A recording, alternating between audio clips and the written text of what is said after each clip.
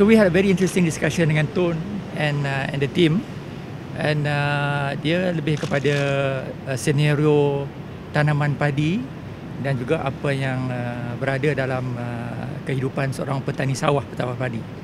So umum mengetahui yang pesawah padi ini adalah satu bidang yang tidak lumayan berbanding dengan pertanian yang lain. Jadi the concern of the committee is to look at the various possibilities of trying to shift away from purely tanam padi ini, the farmers himself, from some other crops. So the idea is to see the balance between subsidies by the government on the paddy sector, which I'm sure everybody is in the know how expensive and all that lah. And bila dibuat perbandingan dengan negara luar, Thailand and Indonesia contohnya, so the balance between putting a lot of subsidy into the sector and regard to the yield ni tak sama, tak balance. So the idea here is to see whether there could be a shift between decreasing the subsidy, at the same time getting the farmers, paddy farmers, to be involved in other crops, vegetables, fruits, for example.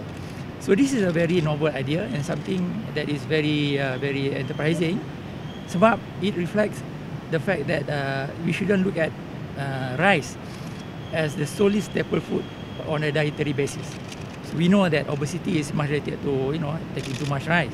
Probably the idea from the government side is to balance between the intake of rice, reduce the intake of rice, increase the intake of vegetables and fruits, lead a healthy life, reduction in subsidies, premium price for other crops, which can come into being the income of the farmers to be increased.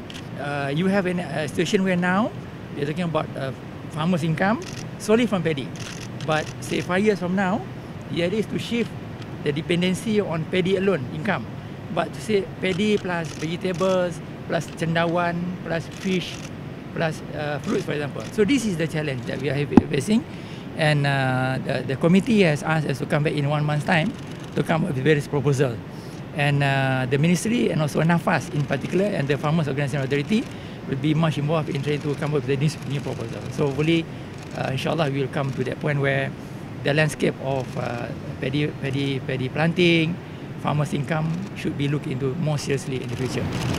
Is there any, in terms of the subsidy reduction for the paddy, right? Is there any benchmark that you guys are looking at? Well, and how much currently the subsidy? Well, for every hectare of paddy, the government has put in about $2,600 ringgit per hectare, and even this amount does not actually support the full production of paddy. It's about 70% of the yield for 1 hectare of paddy plant. So the farmer themselves has got to look into the various possibility of putting more income to make sure that the yield tu sampai level yang bagus. And but then again, there are other factors that relate to the full production of paddy, drainage, irrigation, the weather, permissible. But this is the other problem lah. So the idea to have a benchmark in production, the closest that we have is in Thailand. The closest in Indonesia, for example, where their cost of production is very much lower than ours. What's the comparison? Maybe well, probably less than about 1/3 of what we are facing. Subsidy in paddy, for example, production. So I think that is a very serious concern to the government, so that whatever budget that the government goes to into the agriculture sector should be relate to so much, and then you get much, rather than give so much but don't get much. So I think this is the challenge that we are facing now. So currently in total, how much of subsidies is being received by the paddy farmers in total? And compared to the output? Well, paddy farmers, we have about 320,000 farmers listed under the subsidy scheme. So we are looking at the value about 800 million, I think, 320,000 times 2,600. So it's about 800 million. This is per year? Per year. Per year basis. So each of them, roughly they have about 1 hectare? 1 hectare, and the subsidy only applies to those 10 hectare and below. Those that 10 hectare and above, they are not qualified to get. Okay, in terms of the like basically, what's the benchmark or what kind of model are you looking at in terms of for them to also grow like other vegetable crops and everything like that? Is there any model that you give from other countries?